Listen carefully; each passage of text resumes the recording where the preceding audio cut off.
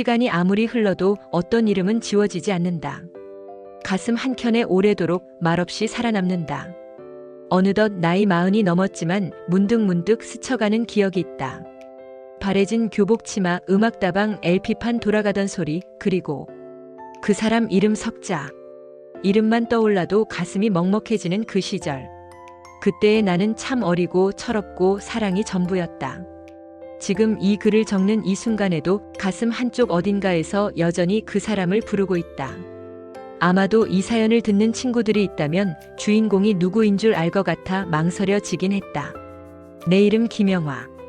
어디에 내세울 것도 특별할 것도 없는 이름. 아버지는 고속버스 운전기사셨다. 새벽마다 차고지로 출근하시던 아버지의 뒷모습을 나는 오래 기억하고 있다. 어머니는 집안일을 도맡아 하셨고 남동생 하나. 그렇게 네 식구가 좁은 골목길의 작은 연립주택에 옹기종기 살았다.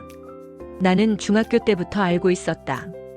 우리 집 형편으로는 대학은 어림없겠구나. 그래서 인문계 대신 상업고등학교로 진학했다. 조금이라도 빨리 돈을 벌어야 했으니까. 학교에서도 눈에 띄지 않는 조용하고 평범한 아이였다. 특별히 예쁜 것도 아니고 공부를 잘하는 것도 아니었다. 이름만 불려도 누구지? 하고 고개를 갸웃하게 되는 그런 존재. 그런 내게 유일한 탈출구 같은 공간이 있었다. 로뎀 카페. XX대학 근처 골목 안쪽 간판마저 빛바랜 음악다방이었다. 그곳엔 고등학생들이 삼삼오오 모여들었고 DJ는 커다란 레코드판을 돌리며 애절한 발라드를 틀어주었다. 은은하게 담배 연기가 흩날리고 커피잔에 담긴 미지근한 블랙커피 맛은 늘 썼다. 그래도 거긴 내 세상이었다. 그곳엔 인근 인문계 고등학교 남학생들이 많이 왔다. 나는 여상고. 그들과 나 사이엔 보이지 않는 선이 있었다. 공부 잘하고 대학 갈 애들과 취업 준비하는 애들. 그 차이. 그래서인지 처음엔 괜히 기가 죽었고 구석 자리에 앉아 레코드판 돌아가는 소리만 들었다. 하지만 시간이 흐르며 서로 얼굴도 알고 눈인사도 하게 됐다. 그리고 그 오빠. 잘생겼다고 말하긴 못하지만 그 동네에서 제일 괜찮은 얼굴이었다. 한번 웃으면 눈꼬리가 살짝 내려가고 말투는 느긋했다. 나는 감히 먼저 고백했다. 내 인생에서 처음이자 마지막으로 먼저 내 마음을 던졌던 순간. 나 오빠 좋아해요. 그때 내 목소리는 얼마나 떨렸던지. 우린 그렇게 연인이 됐다. 데이트라고 해봤자 오빠 친구들 자취방. 라면 끓여 먹고 어설픈 기타 치며 노래하고 소주병 돌리며 밤을 지새우기도 했다. 그런 날이 좋았다. 어른들이 모르는 내 세상 같아서. 시간은 그리 오래 가지 않았다. 오빠는 대학생이 됐고 나는 여전히 고3이었다. 어느 날 오빠가 말했다. 우리 서울 한번 가볼래? 그 말에 정신없이 설렜다. 2학기 등록금 350만 원을 들고 우린 서울로 떠났다. 신촌, 홍대, 명동도는 금방 바닥났다. 2주 만에 쫄딱 돈을 쓰고 내려와선 뭘 어떻게 해야 할지 몰랐다. 그땐 철없었고 세상 무서운 줄도 몰랐다. 결국 오빠는 학교로 복학하지 못하고 군대로 도망치듯 떠났다. 난 졸업을 했고 몇 번 면회를 갔지만 훈련 중이라는 말만 듣고 돌아섰다. 편지는 가끔 왔다. 여전히 느긋한 문장, 장난 섞인 말투. 나는 그 편지에 목숨을 걸듯 답장을 썼다. 하지만 세상은 그런 나를 가만두지 않았다. 취업해야 했다. 인근 골프장에 계약직으로 들어갔다. 계약직이지만 늘 골프 치는 무서운 남자들 사이에 있어야 했다. 그중 한 남자. 자꾸 치근덕거렸다. 나는 무시했다. 나에겐 오빠가 있었으니까. 그러다 회사 회식. 강제로 먹게 한 술에 잔뜩 취했고 집에 데려다 준다며 따라 나선 남자. 집 앞까지는 기억이 없다. 그 다음 날 세상이 뒤집혔다. 난 그 남자와 결혼했다. 원치 않았지만 선택권은 없었다. 우리 집은 시끄러웠고 어머니는 한숨만 쉬었다. 오빠에겐 편지로 이별을 통보했다. 많이 울며 쓴 편지였지만 글귀는 냉정하게 적었다. 기다릴 자신 없다. 각자 삶 살아가자. 그리고 그 끝에 덧붙였다. 사랑했다. 그 사건 이후 시간이 흘러 아이가 태어났다. 딸이었다. 그 아이를 품에 안으며 문득 오빠 생각이 났다. 그 사람은 지금 어디서 어떤 시간을 보내고 있을까? 하지만 연락은 오지 않았다. 난 그저 그렇게 살아냈다. 그러던 어느 날 5년 만에 전화가 왔다. 번호를 어떻게 알았는지 아니면 일부러 찾아낸 건지 묻지 못했다. 수화기 넘어 여전한 그 목소리. 영화야, 잘 지내냐? 나는 울컥했다. 말문이 막혔다. 6살짜리 딸의 손을 잡고 오랜만에 만난 오빠. 세월이 흘러도 그 눈웃음은 그대로였다.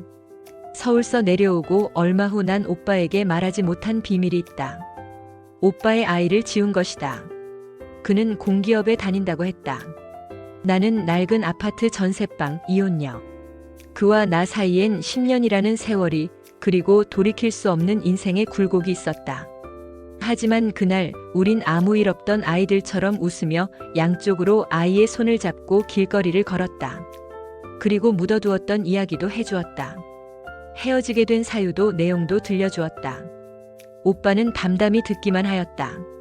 다시 돌아갈 수 없다는 걸 안다. 하지만 그때마다 나는 오늘도 로뎀 카페를 기억한다. 가을 냄새가 흩날리던 음악다방, 커피잔 위로 피어오르던 담배 연기, 그리고 한 소녀의 서툴렀던 고백. 이제는 오랜 시간이 흘렀다. 딸은 어느덧 중학교에 들어갔고 나는 작은 치킨집을 운영하며 살아가고 있다. 하루하루 치열하고 분주하게 살아가는 사이 누군가를 그리워할 틈도 없이 나이 들어버렸다. 하지만 가끔 불쑥 찾아오는 그리움이 있다. 밤늦게 가게 정리를 마치고 반쯤 내려앉은 가게 셔터를 붙잡고 서 있을 때면 문득 떠오른다.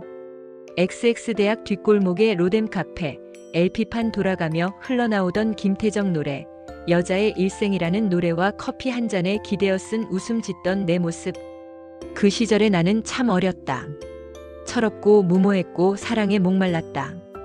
오빠와의 연락은 이젠 완전히 끊긴 지 오래다. 몇 해 전 신문지면 한켠에서 그의 이름을 우연히 발견했다. 지역에서 다하는 공기업이라 가끔 인터넷에 기사를 검색해보면 행사용 사진에 어색하게 웃고 있는 사진들이 떴다.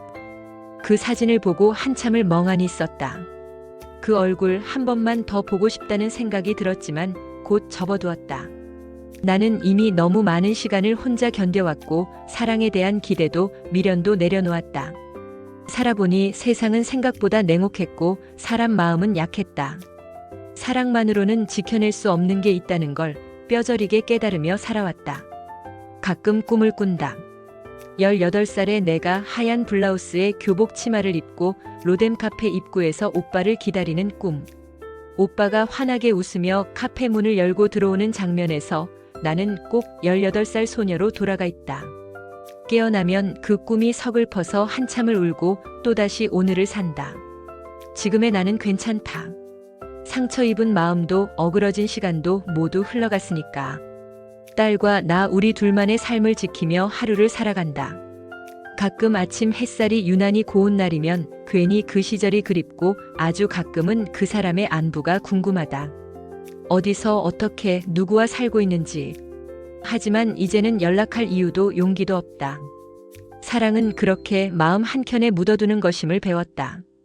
때로는 서글프게, 때로는 따뜻하게, 그렇게 오래된 노래처럼 가슴속에 남아 문득문득 떠오르는 것. 이 글을 쓰며 그 사람을 다시 떠올렸다. 아마도 이게 마지막일 것이다. 이제는 그저 나와 딸의 삶을 잘 살아내는 게 내 몫이다. 아주 먼 훗날 이 세상 어디선가 다시 만난다면 그땐 꼭 웃으며 인사하고 싶다. 오빠 잘 지냈어요? 그리고 그걸로 충분하다.